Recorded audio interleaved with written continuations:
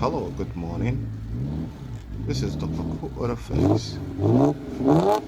In today's content, I'm going to be teaching you something you need to know about the error code P2646. And the symptoms can vary depending on the model. I've treated this topic before without giving it the right benefiting thoughts. Lecture which I'm supposed to have given you guys who are either DIY or car enthusiasts who is trying to fix their car by themselves. Now here is the gameplay. If you're stuck in a situation where your Honda wouldn't rev past 2005 or 3000 RPMs, it is a common problem with the Honda makes. With that said, you shouldn't be alarmed. Some other people have actually faced this kind of problem like you before. Now, before going into giving you a solution, I want you to equip in your mind, for me, that is the win-win for me on the Honda compared to Toyota counterpart. A lot of people are shopping for Toyota like crazy these days. And when I see some of the fanciful designs in their Camry models and Lexus, it's astonishing, right? But there is one flaw that have been there on most Toyotas which I've seen, and it's very terrible. People are actually now pointing this out as some sort of a turn-off or some sort of a defect that should make the buyers to actually reduce the rush which they are rushing into this car. The fanciful design, yes, is okay, but the common problem which I'm talking about here is I've seen a lot of Corollas and Camry engine got knocked, and I'm gonna give you the real detail behind this. It is not a coincidence that happened. Most Camrys, except if suppose these issues have been addressed in the newer model like 2020 or 2018 or 2017, but I've seen it on 27, 28. Camrys and Corolla are the same, and when each time I ask the driver, their reply are the same: I see no sign, I heard no sign. Now, that's very awful. With all that technology, there is no priority given to the engine prior to safety of it to keep it away from knocking. You wouldn't say that with 1993 Volkswagen model when there is a problem with the pressure, with the some sort of maybe a low performance in the oil pump, then you're gonna start hearing a very big beep and flashing on the dashboard that's going to give you a restless of mind and alert you of the impending danger of losing your engine. Now, how is all the stories which I'm saying, which I'm giving you guys, correlated to Honda? It's correlated because we're talking about the error code P2646, which is similar to P2647, P2649. And if you have that equipped, this code is actually talking about the rocker arm control solenoid or actuator, which is also another name for it, which is a VTEC. Now, most of you who fanciful Toyota fanciful designs, I'm certain that you are going to agree with me that the Honda have more fanciful design, only that you haven't just made them just like this NSS. And in Acura, yes, it's still all the same, which is very, very beautiful and a wicked combination, actually, I must tell. Now let's go back to the business of the day. When you have P2646, what are the common symptoms which are going to be having right there? The first symptoms there is sluggishness in the drivability. It's going to create all kinds of terrible drivability situation, which you're not going to really find time to digest it. Then the second part of that same code which can actually extend to P2647, is also some sort of a nightmare, which is the topic of today. Your Honda Accord, be it Element, be it Pilot, be it Civic, wouldn't rev above 3000 RPMs. I've run into this situation before and I've solved them with some little tips, but here in this update you want to make sure that you perform the service first before rushing to the other part, which I'm going to be naming, such as servicing the injectors, and make sure that the fuel pressure, there is a very good amount of fuel pressure from your fuel pump. Then when you have addressed these two, then you want to go ahead and replace the rocker arm. But before replacing the rocker arm, let's get to the fact. The fact here is a lot of things can actually prompt the error code for its 2649, such as a low oil in the oil sump or the oil pan, low oil. Second, the oil service, the servicing time has overdue and still the owner will not change it.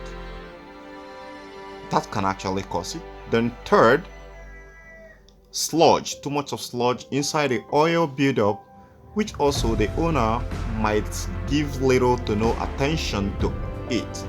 And this, to me, that's why I say I still, on this very note, I prefer Honda over the Toyota, because for Toyota model, it's not going to give you any sign. You just hear boom and your engine is gone. You run to the market to go either to rebuild the whole engine or to shop for another engine, which is a very, very expensive cost and a nasty engineering, nasty crappy kind of engineering. I don't care whatever Scotty and all his fans are saying, but I am entitled to my own opinion and decision, and so would you who chooses Honda over Toyota. So for me, any day, anytime, I'm gonna choose Honda over Toyota. But yeah, Lexus, there is a lot of improvement in Lexus that actually meet almost the criteria of that of Honda, but you can still compare the interior finishing of Lexus to Honda. I hope I'm making a lot of sense. Now, if your Honda is not revving above 3000 RPMs, you should, before changing the rocker arm control solenoid or changing the oil pressure sensor, which is attached to the rocker arm control. Now that rocker arm control is also the variable timing solenoid, the VVT, the famous VVT which Honda actually introduced into the market. So if you don't understand that, the computer uses the information which that VVT solenoid gives it, feeds it to actually improve the engine performance. We're talking about revving, we're talking about amount of gasoline that goes into the combustion chamber, reducing it, fuel economy, and all those. You have to understand what this part actually does inside a Honda Acura model before you can be able to understand the vast majority of problem that can result when this rocker arm or VTEC solenoid is bad. Now, why is the oil sensor, which most Nigerians are going to be calling the resin sensor, is not the resin sensor?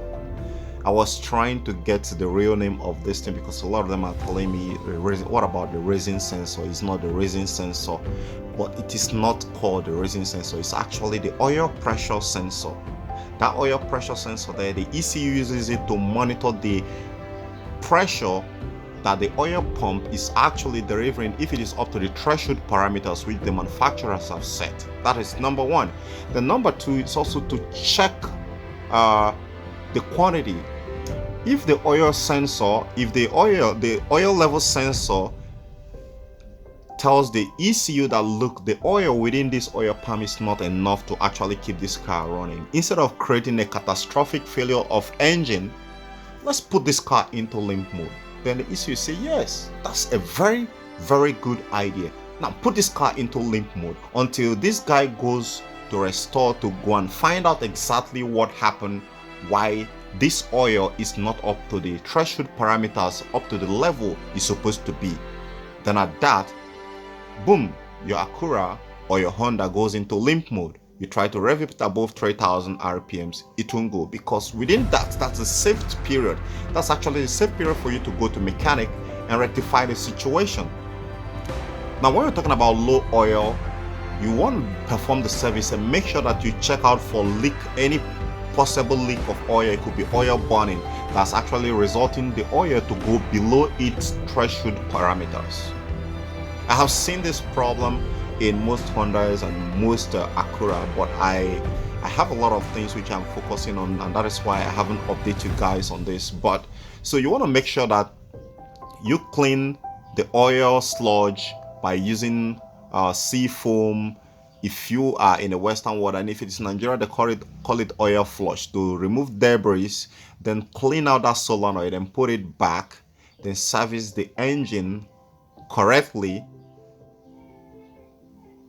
When you're done carrying out this very service which I listed before this very time, then that is when, if you test run it again, test run the rocker arm or the VTEC solenoid / the oil pressure sensor, and still it won't go, want to go ahead also and check the oil pump and see if it is still performing up to its capability, because if it is not supplying the right oil quantity that is required to keep the engine lubricated, the P2647 or P2646 code is still going to be there, and therefore the car is still going to be on the limp mode. So you have to check the oil pump pressure and compare it to the what manufacturer's range and specification or threshold parameters is. If it is up to them, fine. Then in this case also, when you're cleaning up the sludge, it's also very essential to clean the oil pump sludge that builds up within it, and that is where the sea foam is gonna be very, very of good important use, or the engine flush like you might have it in African countries or in Nigeria. So with this service carried out properly, I don't think in most cases that the rocker arm could be the problem, because from this very video you have fully understand that the rocker arm has its specifications and parameters which other parts which are supplying it fluid are to meet up with, like the oil pump, like the oil level, like the oil viscosity and quality. So if these things are not met, these conditions are not met with before supplying those oil to the rocker arm or the VVT solenoid with the oil pressure sensor installed, then the P26 error code, P27, P49 error code is gonna pop up and it's gonna put your Honda in limp mode. But it's way better because it saves your engine from detonation or crashing comparatively to Toyota. I hope you find this very helpful. If so, don't forget to subscribe, give us a thumbs up, share this information with your friends who are looking for a comprehensive knowledge about P2647. If you need further information, there is a channel called Error Code Explained on the YouTube channel. You should search for P2647 and get more information about how to address this very issue here. And I'm certain everything should be over. Look, you should get your car back working very fine after it. Thank you for watching. Bye for now.